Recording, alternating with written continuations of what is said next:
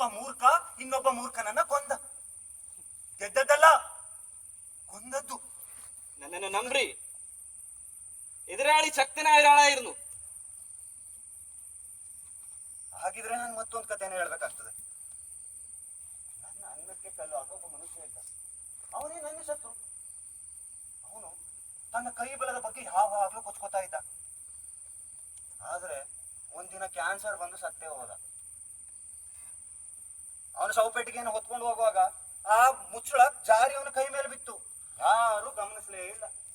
ಕೊನೆಗೆ ಆ ಶವಪೆಟ್ಟಿಗೆಯನ್ನು ಹೊತ್ಕೊಂಡು ಹೋಗುವಾಗ್ಲು ಆ ಕೈ ಇಲ್ಲೇ ಖಾಲಿಯಾಗಿ ಬರಿದಾಗ ಒಂಟಿಯಾಗಿ ಬಿದ್ದಿತ್ತು.